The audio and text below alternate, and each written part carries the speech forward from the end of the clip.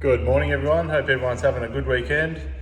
I've just come into the shop, we've done a few upgrades, so I'm just going to do a video and just show you what we've done around here, the new systems we've got in place, and show you the car that I'm going to be working on this weekend.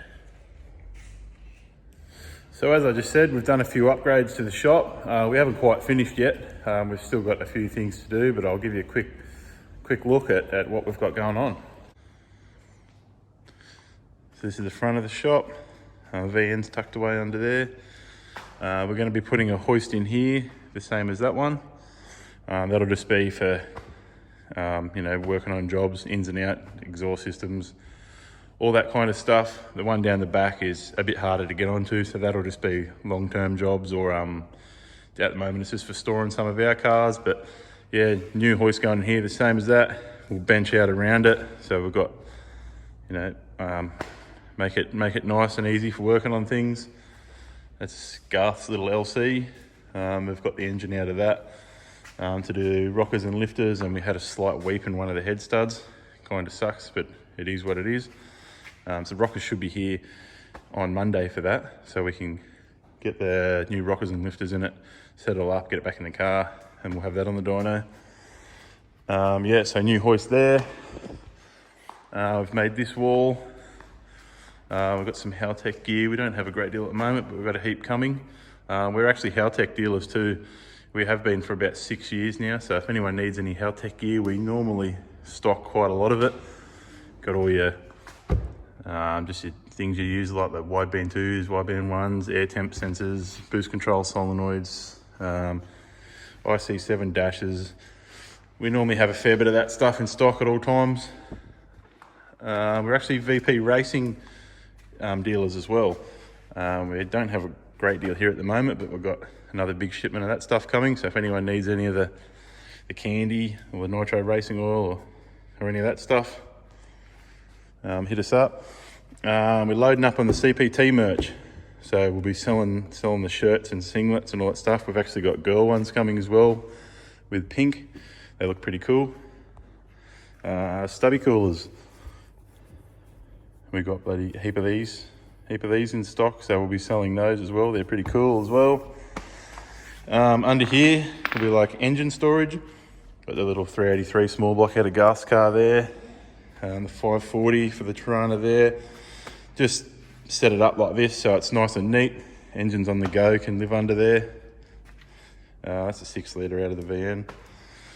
This area here will be engine building room.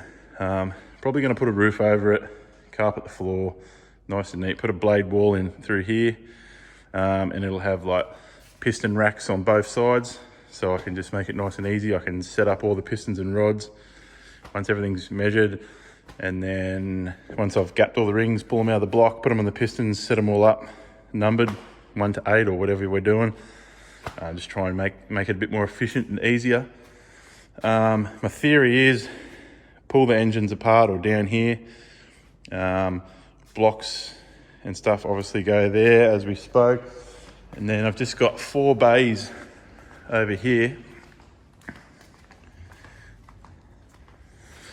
for all the stuff for each car. So it's all in one section. That's all the stuff for Garth's car. That's all the stuff for the 540 out of the LH. That's all my van stuff. I'm just trying to make it nice and efficient. I've put this wall through here, so we've got like a little dyno cell as such. A little shelf for the laptop. Laptop's always on charge in there. I'm going to be putting ventilation across the back here with an extraction fan that goes out through the roof, so we can keep that door shut rather than bloody annoying all the neighbours.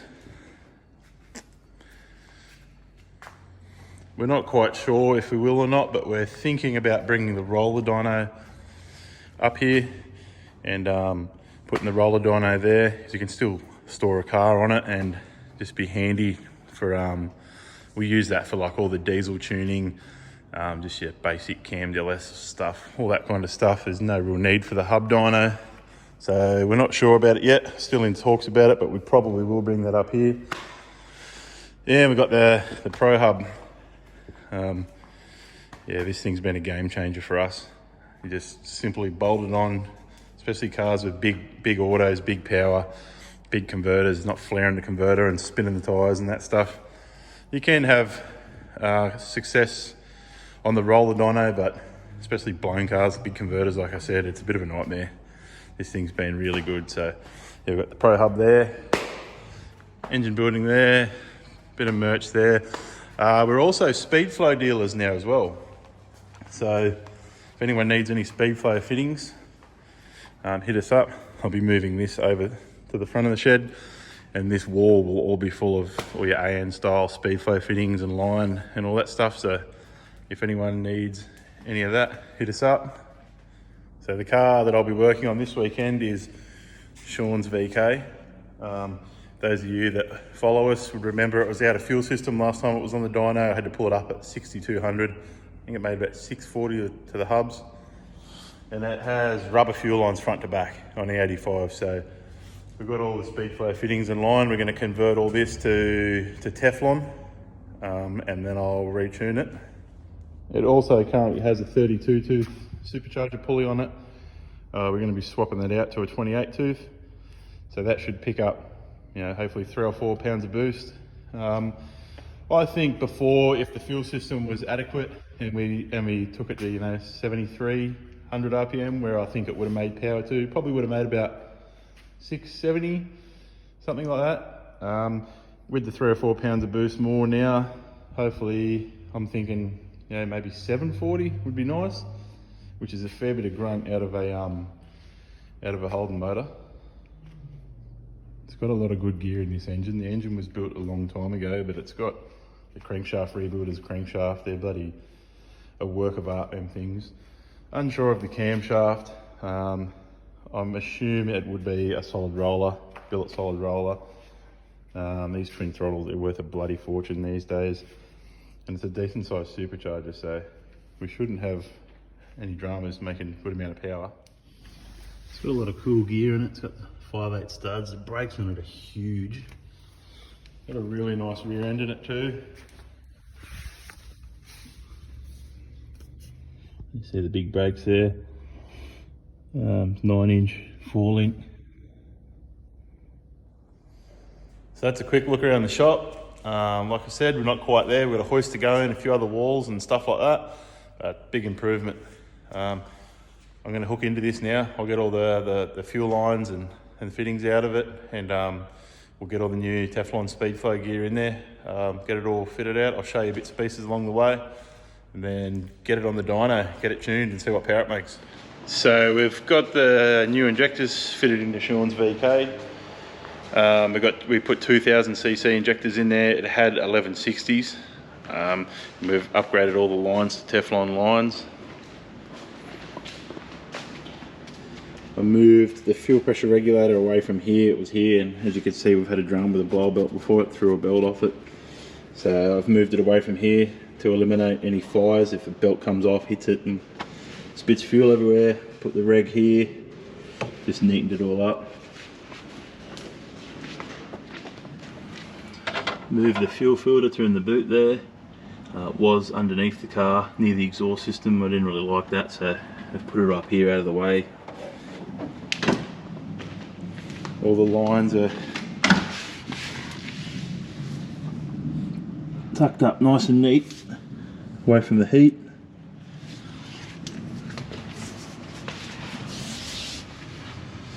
There you go to a bulkhead underneath there. I'm not sure if you can see from that angle. Bulkhead up under there. I'm just in the process of changing the supercharger pulley from the 32 to the 28. It's been quite stubborn. I've got a bit of spray on it, a little bit of pressure on it there. Might have to introduce a little bit of heat, but I've got to be very careful not to harm the seal on the front of the supercharger. So hopefully I can get that off. So even though we had this on the dyno 2 weeks ago, I was still going to sync the timing, make sure that the ECU has the same value, exact value as what's on the balancer. Like I said, even though it was on the dyno 2 weeks ago, still want to make sure it's right. You never know if it's been bumped, touched, moved or anything. You start ramping it, you got more timing than originally, you can be in a world of hurt. So we've got the injectors in, we've just thrown the injector data in it. We'll fire it up, get it up to temp and start tuning.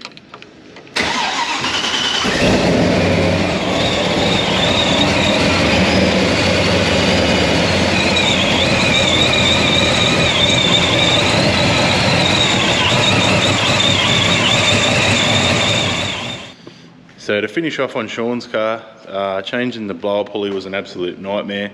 It was seized to the shaft, you had to apply heat, be careful not to compromise the seal, and try and get the pulley off. It took a few hours, it's a bit of a mission. Got all the fuel system done, started tuning it up. The first time we had the car here, it always never really sounded perfectly clean. Didn't really know why. We chased ignition issues, fixed all that, but then it just never was quite right. Then we've changed the pulley, ran it up, and it went five. It was on a mission, went 550, and I just felt it wasn't right, so I got out of it, and it ended up compromising the head gasket and pressurising the cooling system. Luckily, I picked it up, because if you start introducing water to the cylinder at RPM, you can be in a world of hurt. So unfortunately, it wasn't the ideal outcome. There's a few previous reasons as to why that would have happened, in my opinion. The other thing is, every Holden V8 engine, boosted one that I've seen that's making some serious horsepower, the biggest problem with them is you can't keep the heads on them. The clamping, the way the bolt, the cylinder head bolt system is, even though it has 1/2-inch studs, you just can't keep the heads to the block, especially with aluminium heads. It's got -9 heads on it, great heads, but I think the aluminium head makes them more susceptible to lifting rather than a cast head. So that sucked, but I wanted to do a video on it. I don't want to be one of them people that just show all the good times and not the bad times. Admittedly, we don't really have bad times, so I'm pretty happy about that. But yeah, not the best outcome. So Sean's come pick the car up. He's going to pull the engine out, pull it down, and go right through it. The engine was built like 16 years ago, and it was well and truly due for a freshen up. So we'll get all that sorted, get it back in, and I can't see any problems with that car making 800 horsepower to the tyre, which is bloody healthy for a Holden V8. So finally, we've got time, and we've got the little green LC small block on the dyno. We had a bit of an issue with a weeping head stud, so we got that fixed. While it was apart, we wanted to put shaft mount rockers on it. I really don't like the idea of the pedestals with a big spring and the whole guide plate deal and that. I'm not a fan of it. Some people probably think it's okay, but I don't like it. So anyway, we ordered Jessel shaft mount rockers, waited 6 or 7 weeks or something like that, and they turned up, and these are 233cc inlet port on these Brodex heads, I'm pretty sure. So they're an elongated port. The rockers didn't fit, so we had to send them back, and the Jessel rockers are made to order, so it was another 6 weeks. So Garth has made the decision to put the old rockers back on it, which should be fine. I just don't like the deflection over time. End up with that sort of spring. The valve spring on this thing's massive, so over time, in my opinion, you can have issues. So we've ordered the new Jessel rockers. When they turn up, we'll put them on. For the time being, we've got the old ones on, which is still a quality rocker. They're comp cams, and yeah, like I said, I just don't like the pedestal system. So a little bit about the car. It used to have a 350 in it, AFR heads, solid roller. That's the same carby. We pulled it down. It wasn't anything special really. It had just composite head gaskets, just run-of-the-mill main bolts, all that stuff. So we've just gone right through it. It's got a new set of Brodex heads, CNC. Like I said, I think they're pretty sure they're 233cc inlet ports. They've got a smaller chamber to get the comp up. It's got JE pistons, forged steel crank and rods, all the good stuff. It's a comp camshaft. I'm pretty sure it's on a 107 LSA, about 680 thou lift. I think it's in the 260s at 50 duration, so it's a decent sized camshaft. At the moment we still have the 950 APD methanol carb on it. In a second I'll talk about the problem we're having with that, and that'll be getting swapped out with a Dominator that I've had for a while. It's got the Missouri electric water pump. We had to remake the pipes to make them fit the new heads. A1000 fuel system. Just an MSD Pro billet dizzy. Crane High 6 ignition system. It's pretty old school, but it all works. This car upsets a lot of people. It does what it shouldn't do. We laugh about it all the time. It actually outran my VN by a lot. At the time that was making 440 to the hub. My VN was making nearly 540, and I got him off the line and I thought there's no way he's coming around me. It did. It come around me in a big rate, had a big rate of knots, so I couldn't understand it. But it's a little heartbreaker, and now it's going to have probably 100 horsepower more. It's going to be even worse.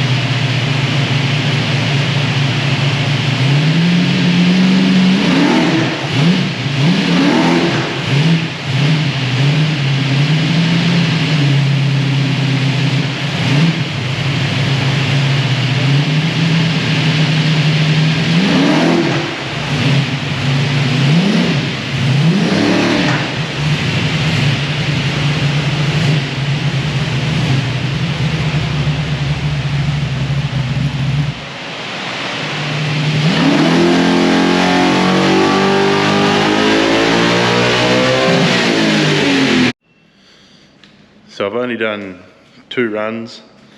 The first one went 507 to the hub.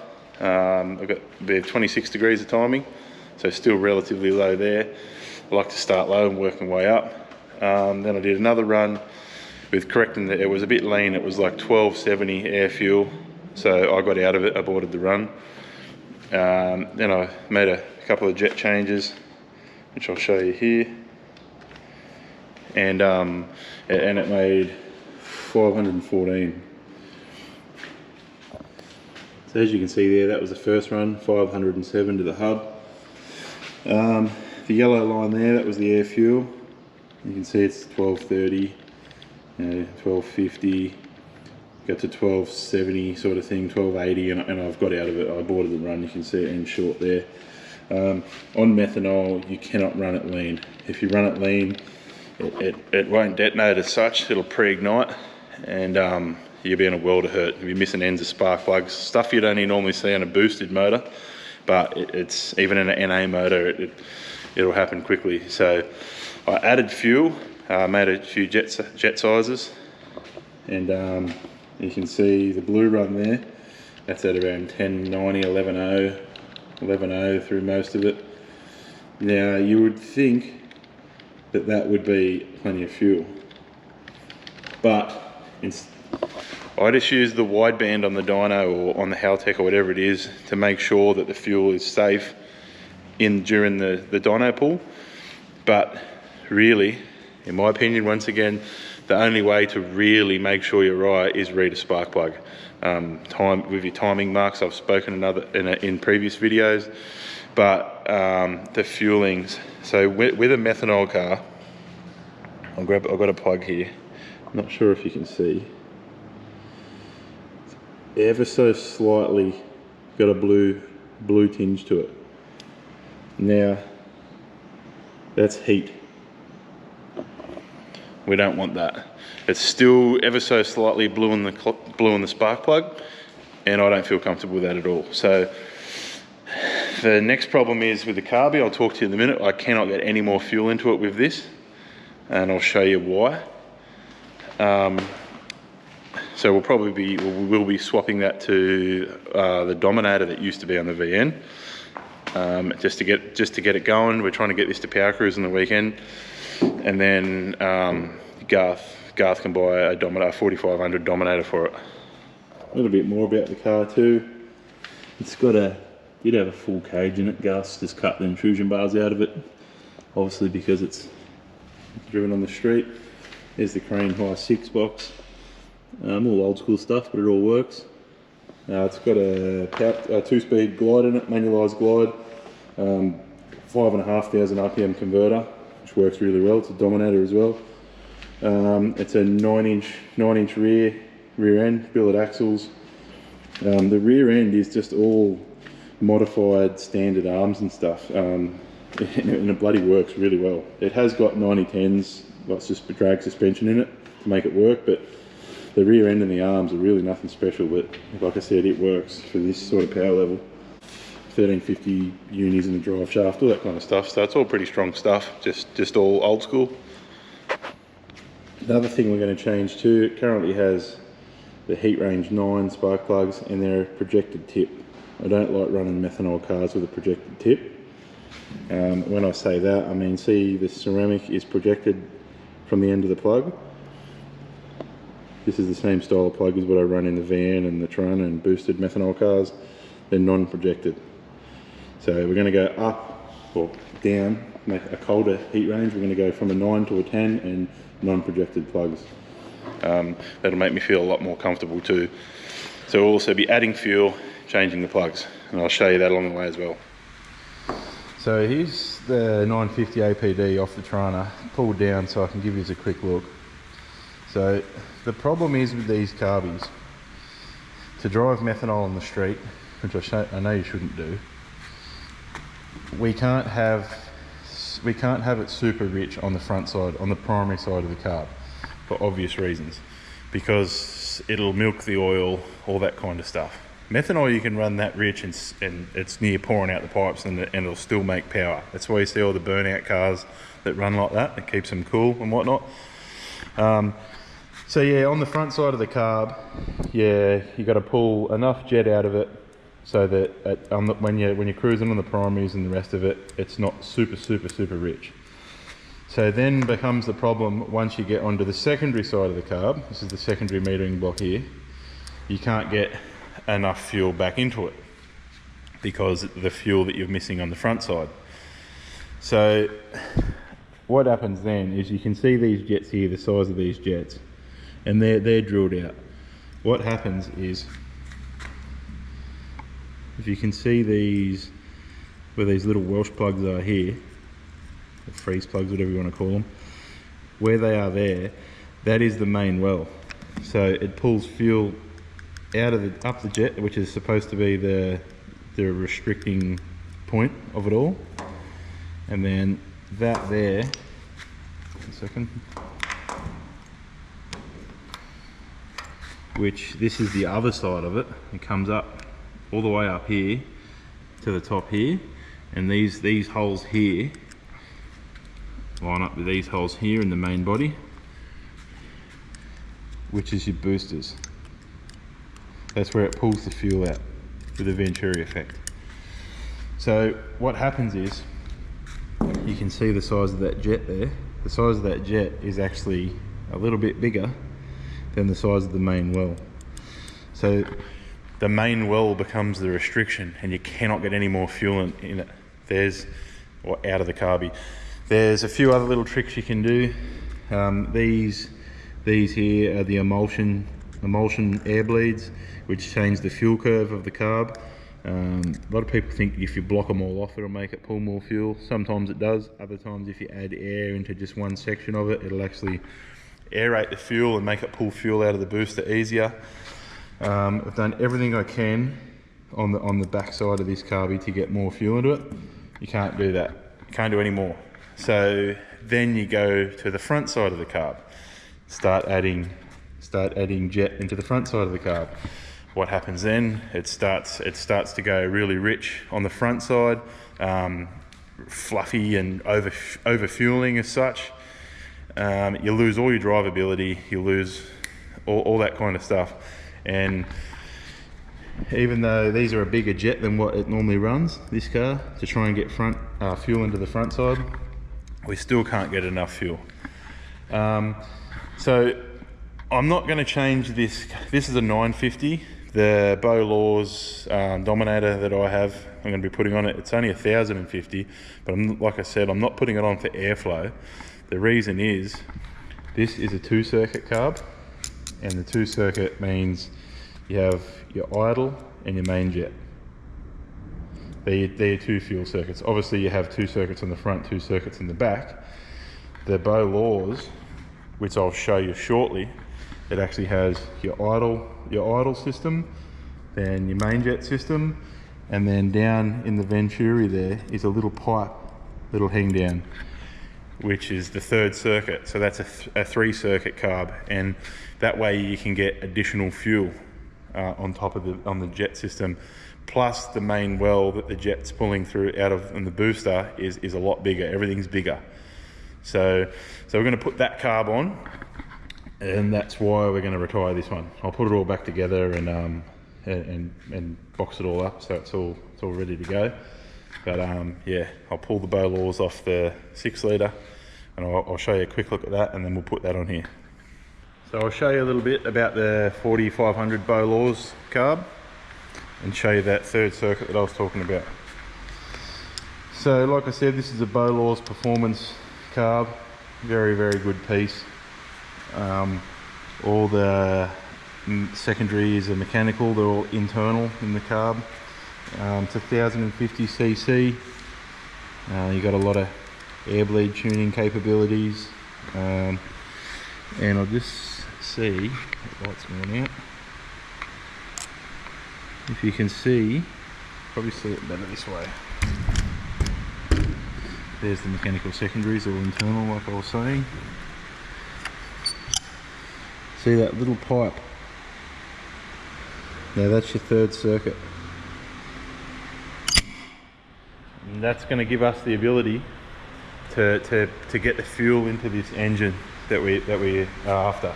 Not only that, but you can't really see, but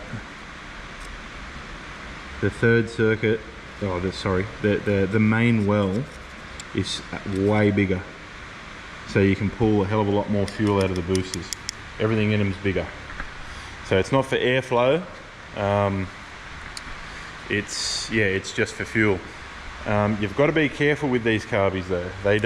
It won't street drive as good as that used to, but it will street drive better than what that was going to have to get the required amount of fuel in the front side. A little trick I've found, obviously these aren't that 6 litre, and this is a 383. They're not huge engines, so it probably is overcarbed, but I've found over the years, this manifold, this is the manifold that was on my engine. It's a CID, very nice manifold. You can see here, it's actually a 4150 manifold with this 4500 adapter. Now, I believe that this stepping down like that creates airspeed quicker and helps running that big 4500 style carb on these little engines.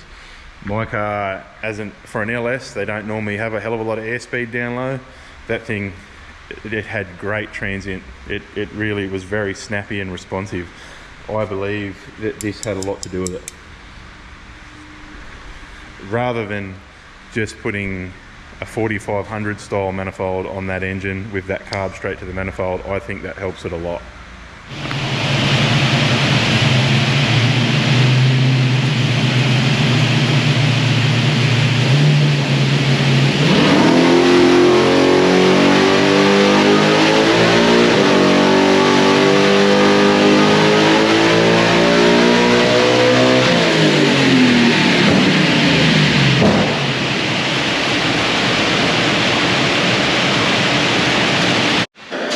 Alright, so we've had a pretty good result today. I didn't film nowhere near as much as what I would have thought because I was just on the grind getting it all done.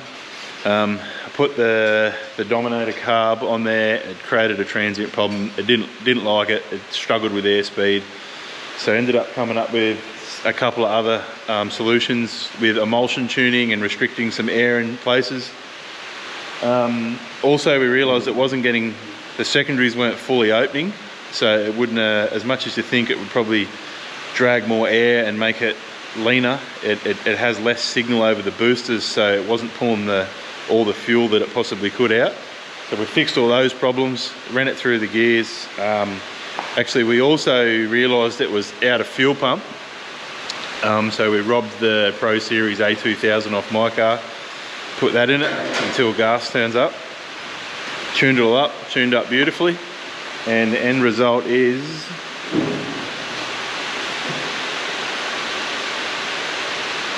$526 to the hub. Very, very impressive for a little 383, aspirated 383. So if the weather holds out, we will be taking this to Power Cruise Brisbane, and I'll film a lot of that because a few people have been asking to see some footage from events. So yeah, as soon as the rain goes away, we'll take it for a drive and just make sure the transient side of things is all right, and it's finished.